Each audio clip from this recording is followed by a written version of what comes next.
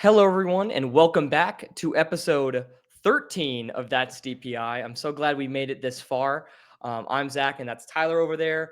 And make sure that before anything gets started, you hit that subscribe button and turn those notifications on because we are a week away from being able to talk about actual football players. It has been a long off season, and we have some exciting content down the pipe for you guys. But something we are most excited for is our first episode of That's DPI on location. We will be bringing you guys training camp content from the Kansas City Chiefs on July 22nd and 23rd. Those are the first 2 days that training camp is allowed visitors. 22 is not open to the public. The 22nd is not open to the public, and the 23rd is. But we will be there both days, capturing video content for our short form stuff and making sure we break down all of the player questions that you guys have about the defending AFC champions at training camp. Tyler, do you want to go a little bit more in depth about what we're going to do with That's DPI on Location episode 1? Yeah, we're super excited for that. Like you said, July 22nd, it is not open to the public, but we will be there. We will be there providing updates as to what the first look of the upcoming year is going to look like for the Chiefs. What are they doing? What does it look like they're doing? Who's there? Maybe who's not there? And we're going to give you a lot of exclusive content and kind of give you a hint of what future episodes of That's DPI on Location could look like. We've got a couple other on location stuff in the works as well. So you do not want to miss that exclusive content behind the scenes. Exactly. And speaking of the Kansas City Chiefs, kind of making a little pivot here, Tyler, do we have some updates on the stadium and what the heck the Chiefs are doing? Are they going to Kansas? Are they going to Missouri? Give us your update. So we do have an update. First, just a quick recap of where we're at in this massive border war saga between the state of Kansas and the state of Missouri. So the Kansas City Chiefs have backed out of a few land contracts. I think it's 5 land contracts that the Chiefs were involved in the state of Kansas. They've backed out of that.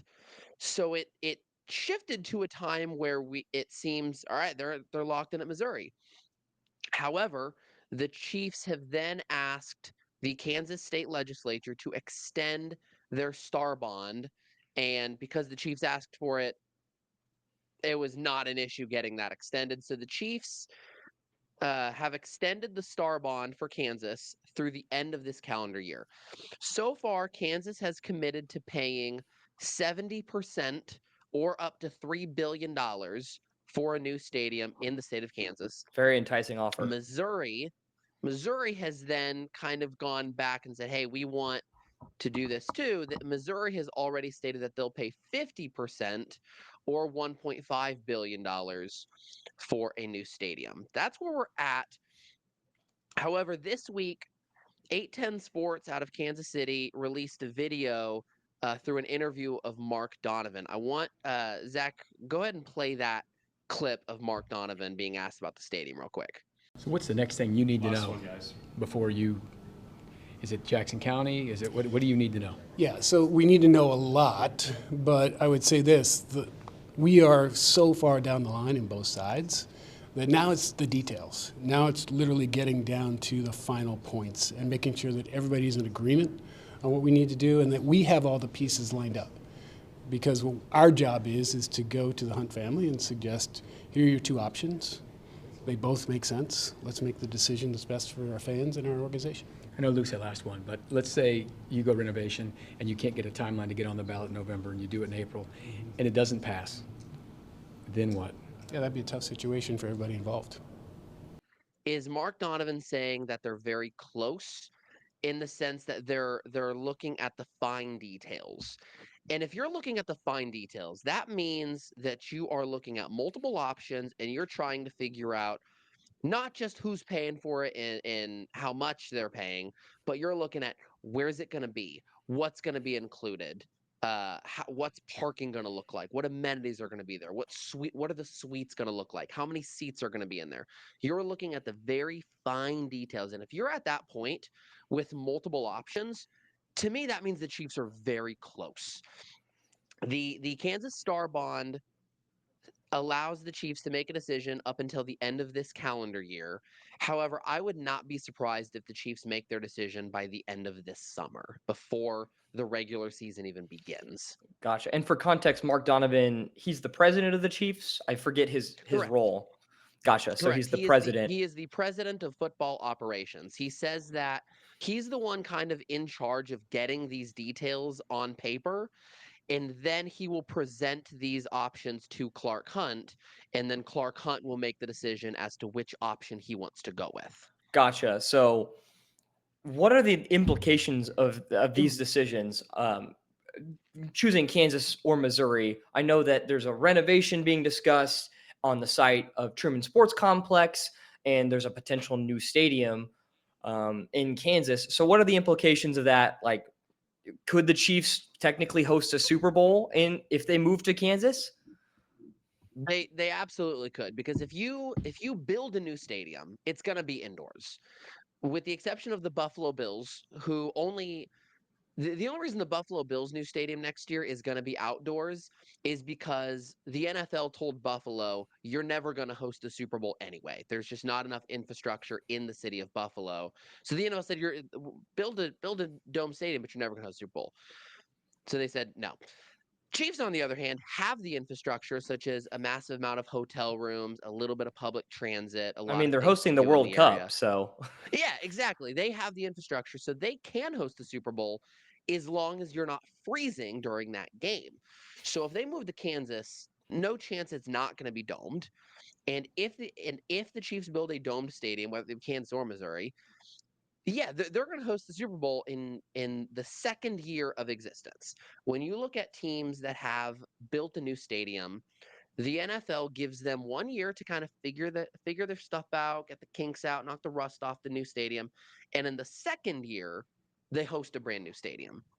San Francisco 49ers hosted Super Bowl 50 in their second year. Minnesota Vikings hosted Super Bowl 52 in their second year. Super Bowl 51, I think, might have been in Houston, so maybe that's not a new stadium. But Atlanta hosted a Super Bowl in their second year of existence, and I'm pretty sure Vegas, and Allegiant SoFi. Stadium, and SoFi Stadium were also hosting in the second year. So the implications are hosting a Super Bowl, but it also includes more concerts throughout the winter months during the football season months.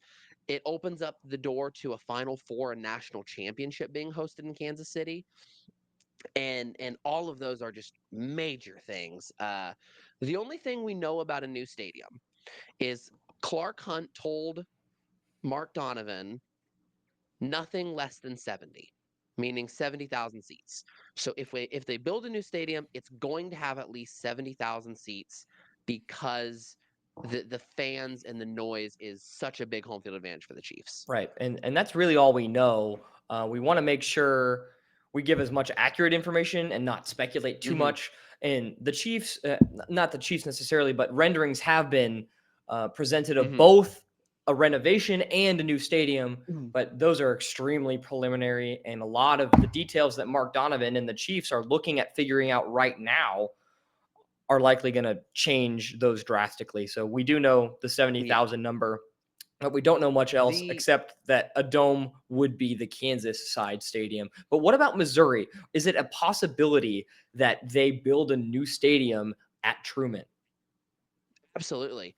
So, and that's where the Royals come into play. And this is what makes it so much more complex than, say, the Bills right now. The Bills, it's, hey, we got space next door, we'll build a new stadium. Truman Sports Complex hosts the Chiefs and the Royals. Both are in stadium talks separately. So they're kind of looking at each other as to what's the other one going to do. Next week, if I'm not mistaken, the Missouri governor is going to sign some type of sports bill, and I don't think it's a stadium funding bill, but it's some bill about sports. I'm not quite sure what it is, but he's going to be signing it in North Kansas City. Now, this is where speculation does come in. Some speculation comes from, this is Missouri governor's push for the Royals to build in North Kansas City. So they're staying in Missouri, but they're leaving Truman Sports Complex, where they currently reside. And if that's the case, let's say hypothetically the Royals do move to North Kansas City or Kansas, or just leaving Truman Sports Complex.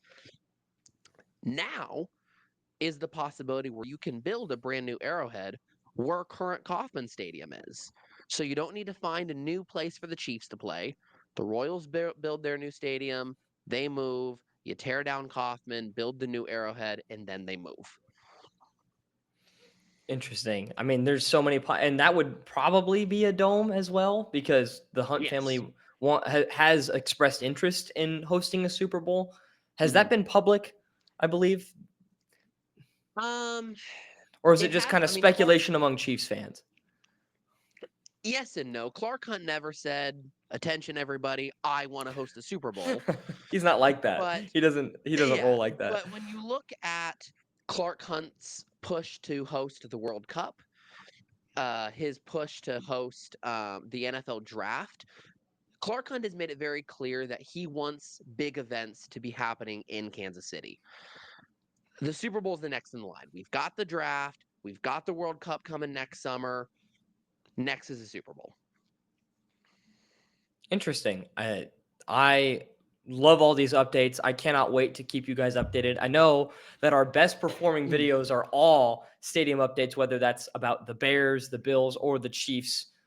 You guys eat that up, so we want to make sure we give the people what they want.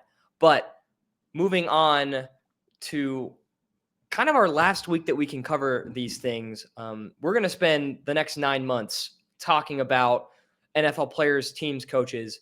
And we have really one more week until we start to dive into that. And in that last week, we wanted to take some time to highlight some NFL news stories that don't have to do with players. They have to do with other people within NFL organizations that may not get as much highlights during the season. And starting with that is a major retirement of a huge figure in Chiefs Kingdom, if you want to cover that one, Tyler. Dan Myers, otherwise known as Casey Wolf, has retired from the Chiefs after 35 NFL seasons. He had such an incredible career. 35 years. There's a lot happening in the Chiefs' history in that time, from the dynasty to the years we don't like to talk about anymore, to even kind of some good years again. He saw everything, and he almost literally gave his life. Have you heard that story from when he I almost have, but died? go ahead. You actually told it to me. So a handful of years ago, Dan Myers, Casey Wolf, he wrote a book called Wolves Can't Fly. And the foundation of that book was when he literally almost died practicing for a stunt at Arrowhead Stadium. This was back in 2013, I believe, when this happened. He was practicing for a zip line from the upper level, and he was going to zip line down to the field. And luckily, it was soon into it. He didn't crash over the field, but he crashed, I think, 30 or 40 feet down the zip line onto one of the seats in the upper level, and he was out for really the rest of the year. There's a cool moment in the Chiefs playoff game from that year because Dan Myers is really close with the mascot of the Indianapolis Colts. So later in that year at the Colts game, the one of the Oh, forbidden games that we the don't like to talk infamous. about, the infamous Colts wild card game. But while there's kicking a PAT, you see the Colts mascot holding up a sign that says "Get well soon, Casey Wolf." So he's very well respected in the mascot world. He, like I said, 35 years. So many amazing and touching tributes have come out the past month about stories from Dan Myers, stories from Casey Wolf, from fans, and it's such it's it's a lot of it's a lot of pressure and some big shoes to fill for the next mascot. I will Yeah. say that, but big news out of the Chiefs this week for sure. Yeah, and I had the privilege. I mean, Tyler and I both grew up in Kansas, but I grew up in the Kansas City, Missouri area, and he would come to my school, and I had not realized until he retired that it was the same guy every year of my entire childhood. Because I'm only 23, and he's been doing KC Wolf for 12 years longer than I've existed. And so Yeah. every time KC Wolf showed up to my elementary, middle, whatever school, it was always Dan, and he always did an incredible job. And so well-deserved retirement after Yeah. what I cannot imagine is an easy job working in that suit and potentially 120 degree temperatures on the field Yeah. at Arrowhead and doing all these And events. Dan's such a family guy too. Part of the reason he retired is unfortunately his wife has passed away recently, and so if you know that fact, you know that this is exactly where this retirement is coming from. But I personally know Dan Myers' cousin. Dan Myers' cousin comes to my section at Arrowhead Stadium, and we have what's called like an annual photo where it's Casey Wolf, Dan Myers' cousin, me, and a handful of other fans that are just popping in after one of the playoff games. And so I've talked to his cousin a lot, and after the game, Dan Myers, he knows he's there, comes straight over, takes a photo. It's such a cool atmosphere that he's been a part of. Yeah, wanted to make sure we highlighted his contributions to the Chiefs and to the NFL mascot scene as a whole. But moving on, we're going to have two cheerleading stories. And the first one comes by a fan recommendation about a Tennessee Titans cheerleading squad adding a twirler. Chloe Holiday, is she the first twirler in NFL cheerleading history? Is that correct? From what I've read, yes, she is the first NFL twirler to be part of. She's the first twirler to be part of an NFL squad. That is correct. So huge milestone in the cheerleading world. Like I said, Chloe Holiday, fantastic progression being made within the cheerleading scene. I know some teams don't even have cheerleaders, but the ones that do take it really seriously, and those girls work really hard. And nowhere is that more evident than in season 2 of America's Sweethearts, the show about the Dallas Cowboys cheerleaders. I have not personally watched the show, but Tyler, you have. What can fans look for in season 2, and do you recommend it to fans who have not yet checked it out? Oh, absolutely. So I've watched all of season 1 and I'm about halfway through season 2. It's a lot different from making the team because making the team is a whole, season long, physically just about making the team, and there's a lot of drama that goes into it. America's Sweethearts is not making the team. For one, it takes you through the progression of the entire NFL season. So the first like 3 episodes are about making the team, but then it goes into the other stuff that they have to deal with physically and mentally as athletes. And it's insane the stuff that they have to do. I was in season 1 there was a girl who she could kick super high, but they wanted her to be able to kick like 2 inches higher, and she couldn't do it. So they cut her for that.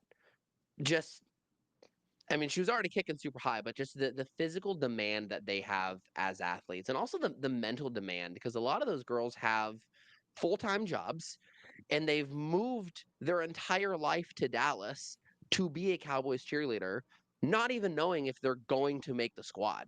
So they're doing full-time work and then practice to fight for a spot on the team.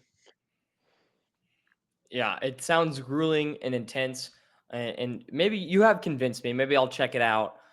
Maybe it's something Andre and I would enjoy. But our final topic of discussion we wanted to make sure we highlighted was quarterback season 2, kind of similar to the America's Sweethearts. It takes you through the whole season, and it just came out. I mean, as of recording, I think a couple of days ago. So this season features multiple time Pro Bowler Jared Goff, Joe Burrow, and Kirk Cousins. I didn't say their accolades because I don't care. The only one that mattered. But I watched the first season of quarterback and receiver minus the last episode, and I think that it's a really, really good show. It gives me like NFL Films vibes when they would like cover those old games and have the narrator over top of it. I think it's an awesome view. And your quarterback has been featured on this show before, Patrick Mahomes. What were your thoughts when you watched that show? And what do you think season 2 is going to be about? Because I know neither of us have checked it out. I loved watching quarterback season 1. Obviously, because I knew what the ending was gonna be, and so I was excited to get there. But I really like seeing the families behind the quarterbacks as well, whether it be Brittany Mahomes or Kirk Cousins as well. I love Kirk Cousins' Yeah, I was wife. gonna say she's my favorite. She is so amazing. She's so great. And my hot take is that I think Brittany actually looked good on quarterback. A lot of people gave Brittany a lot of hate for the way she acted, but I think Brittany is a very loving wife, and I think she's a good mom. I think she does a lot for her family. I liked it. And then Marcus Mariota as well, the struggles that he went through as a quarterback that year. It's so cool seeing just behind the scenes, not just what they're saying at practice to their teammates, but I mean, you even got a glimpse of Kirk Cousins' therapy sessions in season 1. Hmm. Yeah, I mean, I don't entirely disagree with you about Brittany Mahomes, because nobody annoys me more than George Kittle's family in receiver season 1. But I think that I agree with you entirely. The show gives such a cool background, and that would be the one reason I would watch it. But my team has been featured twice so far, and both endings have not been super satisfactory. You had the ultimate luxury of watching quarterback knowing that the end is going to be your quarterback hoisting the Lombardi, which I'm sure is a cathartic and euphoric experience. Maybe someday, maybe when Jamison Williams is like 32 and he gets his season of receiver, the Lions will I do bet it'll be. something. I'm curious on what Jared Goff's just insight just throughout the season is, because he's a Yeah, very because he's underrated player. not only is he underrated, he's very private. Like we see a lot of Patrick Mahomes and his family for one Mhm. reason or the next, whether it's him or somebody else. Not a lot of people know anything about Jared Goff or his wife or anything like that. So I think it would be super interesting. And also, he's kind of quiet in the public. So I want to know what he's like on the field. Is he intense? Is he a leader? Um, like is and especially it's going to be good contextual evidence as to how the Lions are going to respond to losing Ben Johnson and Aaron Glenn, two massive leaders on the field. Will Jared Goff have the leadership to step up? I think he does, but Mhm. it'll be interesting to get that inside info and see it like firsthand in ways that we've never seen it before. But that being said, I don't think I'm going to watch it right away. Maybe when the Lions are on a nice winning streak and I have some like political capital with myself, I can go watch it. But It's fair. I want to go back to receiver for a second. Obviously, I know you are by no means a 49ers fan, the same way I'm by no means a Bengals fan. What was your issue with Kittle? I think I don't like Kittle because he comes off as like forcing it to be too like funny for the camera. Okay. Uh, it, it, my biggest moment would actually be Chiefs 49ers Super Bowl when he's going up to George Karlaftis. Fumble is Oh, active. I know And he what you're goes, talking "Hey, about. George, we have the same name. Haha. There's a fumble going on behind him. His teammate has fumbled the football. The play is not over. And George Kittle's goofy ass is making stupid, forced, mic'd up jokes that bother me. Like I would much prefer a guy who's like head down, focused, kind of like we talked about post Super Bowl, like Saquon Barkley, for example. That went in his pregame interviews, he was locked in. You don't see him mic'd up saying funny stuff. David Montgomery's another one, and George Kittle just has never had that energy. So it's a real personal thing. I think George Okay. is a great player, and I think he's a great person. I'm personally annoyed by that attitude, and I don't like that. I'm worried that Joe Burrow is going to be the same way, because I've already seen a clip on Instagram of Joe Burrow talking about like fossils from the like Natural History Museum and like I think probably Cincinnati. And kind of like you said, like it just seems fake. Like Joe Burrow does not seem like a guy that's just going to nerd out about fossils. Mm-hmm. And you see things on Twitter about how guys change when they know they're mic'd up. So I'm gonna be hate watching quarterback for Joe Burrow. I will say that. Well, I that's what will I be liked hate about watching. Kirk Cousins so much because Kirk Cousins acted exactly how I expect Kirk Cousins to act. I don't think he changed at all. He's No, he's not on at all. he's on the field, like shades of Philip Rivers, going, "Gosh, dang it!" Like it just cracks me up. I'm sure that's what he does all the time, um, and I like that stuff. But I don't know. It don't ever like take it as like gospel. I just have a personal vendetta against the entire 49ers organization, and George Kittle annoys me. So That's fair. The only thing I saw about Kittle, because mind you, I'm on Chiefs Twitter, is people were kind of giving Kittle's wife some flack when she like left after the Super Bowl. Like as soon as like the game ended, she was like, "I'm not gonna watch this crap," and people were kind of giving her flack. I get it. Like your husband's on the 49ers. That's clearly what you care about. Like I get it. I mean, don't act. I thought Chiefs fans were a little dramatic on that one. Yeah, I mean, don't act like you and I didn't immediately find the remote and turn the TV off for the Eagles Chiefs Super Bowl this past year. Yeah. Nobody wanted to watch that. We were at a Chiefs party for Yeah. context. That's not I didn't watch the NFC Championship celebration when the Niners did it, so I don't blame her. She cares about the Yeah. game and she's passionate. I don't really have I just like their vibes annoy me. That's it. It's just a totally vibes based thing, which is not normally fair. something that I operate on. You know me, I'm not very vibes centric, but that's the one where I'll make an exception. That's fair. I'm excited for season 2 though. I'm very excited for it. You know I'm what? gonna Throughout the watch quarterback finish season 2 of America's Sweethearts as well. Mhm. You know, I off air before we recorded, I told Tyler I was not going to watch it. I've changed my mind. I think I'm going to watch it. I want the context. I want to see Jared Goff, and I want to see some Lions stuff. Even though I know how it ends, I know that at least the Lions have a bright future for once. So why not engage with the past stuff? But I think that's about all we have for you guys. We are going to ramp it up in the next couple of weeks. We have the Hall of Fame game coming up on the 31st of July. The Lions play football this month. I cannot wait. We have training camp coming even earlier than that on the 22nd.